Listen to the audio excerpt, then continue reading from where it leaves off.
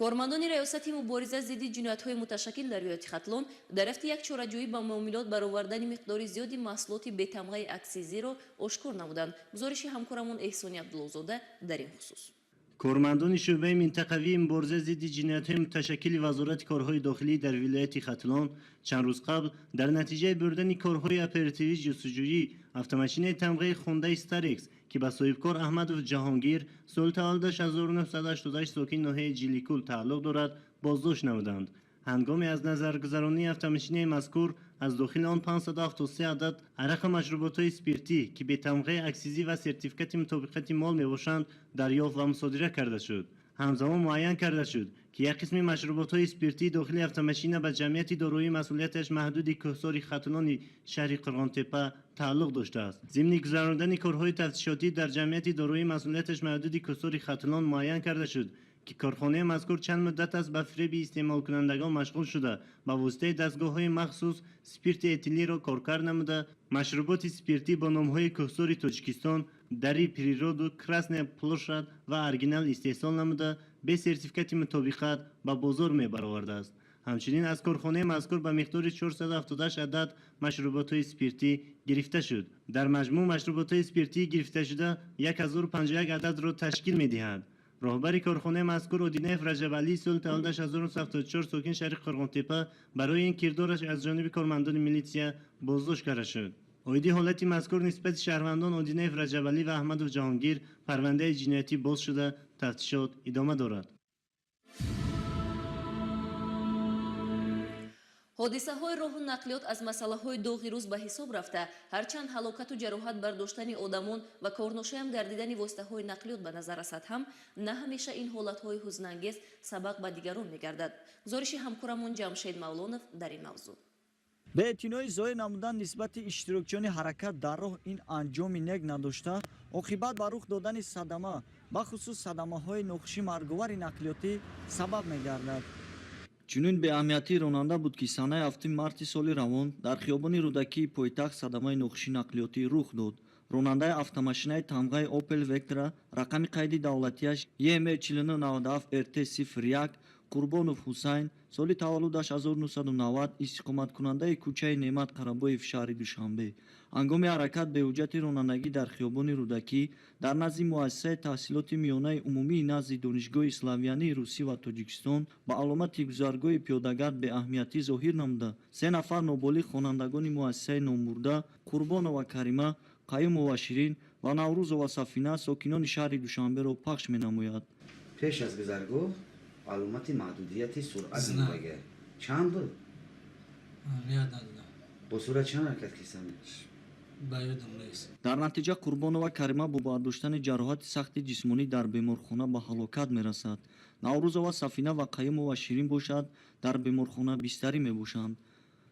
ба ҳамин монанд ронандаи автомашинаи тамғаи Лада Приора рақами қайди давлатияш 0007 АХ03 Суроби Рустам соли таваллудаш 1990 сокини ноҳияи Восе аз самти шаҳри Душанбе ба самти шаҳри Кӯлоб ҳаракат мекард. ҳангоми ҳаракат дар деҳаи Гулистони ноҳияи Восе бехатарии ҳаракати роҳро таъмин карда натавониста пиёдагардон Юсупова Мерангез соли таваллудаш 1991 ва ноболиғ Эшматов Фаридун соли таваллудаш 2012-ро пахш мекунад ки дар натиҷа пиёдагарди ноболиғ Эшматов Фаридун дар ҷои ҳодиса ба ҳалокат расида Юсупова Мерангез бо бардоштани ҷароҳати ҷисмонӣ дар беморхона бистарӣ мегардад. бо мақсади пешгирии гаравидани ҷавонон ба ҳар гуна ҳизбу равияҳои террористӣ бо ибтикори риёсати вазорати корҳои дохилии шаҳри Душанбе бо иштироки фаъолон, эмомхатибон ва нозирони минтақавии шаҳри Душанбе чорабинӣ доир гардид. гузориши Сироҷиддини Шакурӣ дар ин хусус. риёсати вазорати корҳои дохилӣ дар шаҳри Душанбе дар якҷоягӣ бо дигар сохторҳои марбутаи мақомоти давлатӣ бо имомхатибон ва нозирони минтақавии пойтахт вохӯрии судмандеро доир намуданд. зимни баргузории нишаст ҷиҳати баланд бардоштани ҳисси меҳанпарастиву худогоҳии шаҳрвандон ба хусус насли ҷавони ояндасози миллат аҳамияти аввалин дараҷа дода шуд. метавон гуфт ки воқеаҳои нангине ки дар давлатҳои арабиву африқо зуҳур намуданд нишон нишон медиҳанд ки барои афроди ифродгаро ягон муқаддасот ватан миллат дин мазҳаб арзише надоранд. мавриди зикр аст ки раёсати вазорати корҳои дохилӣ дар шаҳри душанбе бо мақсади пешгирии ҳама гуна амалҳои номатлуб бо ҷавонон фаъолони ҷомеа пайваста чунин чорабиниҳо доир менамоянд. сатҳи баланди таълиму тарбия ва одобу ахлоқи ҳамида дар миёни талабагон яке аз омилҳои пешрафти дараҷаи донишу маърифат ба ҳисоб меравад. вале на ҳамеша дар ин самт роҳбарони мактабҳои таҳсилоти умумӣ таваҷҷӯҳи махсус зоҳир менамоянд. гузориши ҳамкорамон абдулло шоев ва рустами бегмат дар ин мавзӯъ. کارمندان خدمات پیشگیری حقوق و ایرانکنی در بین نابالغان و جوانان وزارت کارهای داخلی در یکجایگی با نمایندگان پروکراتور ژنرالی، وزارت معارف و علم جمهوری، بعض تعلیم و تربیت در مؤسسه تحصیلات میانه عمومی رقم 8 ناحیه اسماعیلی سامانی شهر دوشنبه را مورد سنجش قرار دادند. طور تحلیل ها نشان می‌دهند با وجود برگزاری چاره‌بینی‌های زیاد مقصدناک برای پیشگیری حقوق و ایرانکنی جنایتکاری میان نسل نورست، هنوز هم حالت‌های ویران نمودن طلبات تحصیل در مؤسسه‌های تعلیمی به چشم می‌رسند. از جمله در چاره‌بینی مقصدناکی که در این مؤسسه تعلیمی گذرانده شد، حالت‌های زیاد ویران نمودن طلبات تحصیل به قید گرفته شدند. طور مشاهده‌ها نشان دادند ضمن برگزاری چاره‌بینی‌های گروه مشترک وزارت کارهای داخلی، پروکراتور ژنرالی، وزارت معارف و علم، 40 حالت به درس‌ها دیر آمدن، 63 حالت بی‌سبب به مکتب نآمدن و حالت زیادی با تلفن موبیلی و با مویسر بلند به درس آمدن، اینچنین با زر و زیور آمدن خوانندگان به قید گرفته شدند. نگران کننده آن است که یک قطار خوانندگان به مکتب به لوازمات خانگی به درس حاضر می‌شوند. تحلیل حالت کار و مشاهده‌ها نشان دادند که در مؤسسه تحصیلات میانه عمومی رقم 8 طلبات تحصیل رعایت نگردیده، مسئولین مکتب نیز نه همه دستور و فرمان‌های مربوطه ساحه را رعایت و اجرا می‌کند. از جمله طور مشاهده کرده شد ماموریت مکتب مذکور با وجود جای داشتن چنین کمبودی‌ها کار همه این را نادیده گرفته برای برطرف نمودن آنها اقدام ضروری از خود نشان ندادند. یادآور می‌شویم که چنین چاره‌بینی‌های مقصدناک به خاطر پیشگیری عامل‌های نامطلوب از قبیل حقوق و ایرانکنی و جنایتکاری، شامل شوی جوانان به حزب و حرکت‌های ارتجاعی، آواره‌گردی و بیهوده‌گردی نورسان و اجرای طلبات قانونی مربوطه ساحه معارف پیوسته گذرانده می‌شود.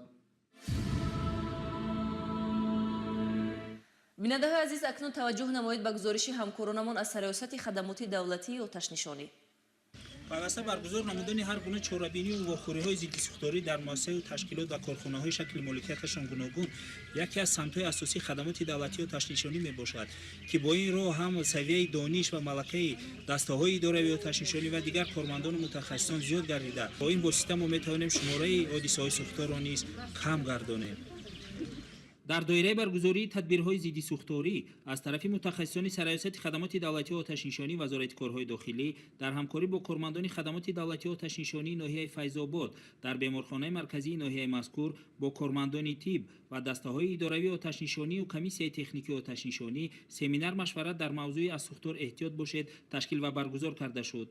аз тарафи мутахассисони соҳа бо ҷамъомадагон вобаста ба пешгирӣ ва рафъи ҳодисаҳои сӯхтор машғулиятҳои назариявию амалӣ баргузор карда шуда малакаву дониши кормандони соҳаи тандурустӣ ҷиҳати таъмин ва риояи ҳатмии талаботи қоидаҳои бехатарӣ аз сӯхтор боз ҳам мукаммал гардонида шуд. ҳамин гуна чорабиниҳои зидди сӯхторӣ дар якҷоягӣ бо нозирони назорати давлатӣ бехатарӣ аз сӯхтори ноҳияи фирдавсии пойтахт дар маркази ҷумҳуриявии саломатии равонии кӯдакон ва наврасон ва муассисаи таҳсилоти миёнаи умумии рақами 40 шаҳри душанбе низ гузаронида шуданд.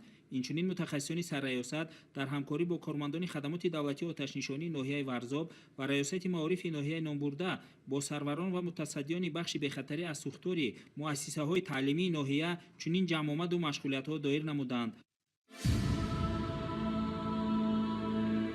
бо пешниҳоди расмӣ якчанд нафар шаҳрвандоне ки бо сабабҳои номаълум бедара гардиданд, аз шумо бинандаҳои азиз эҳтиромона хоҳиш менамоем ки агар нисбати тақдири онҳо маълумоте дошта бошед, бо мо дар иртибот бошед. давлатмурод раҷабов соли таваллудаш 1974 истиқоматкунандаи шаҳри душанбе. номбурда 6 феврали соли равон аз хона баромада дигар барнагаштааст. модиназода пардабой соли таваллудаш 1991 истиқоматкунандаи шаҳри ваҳдат. номбурда 25 феврали соли равон аз хона баромада бедарак шудааст.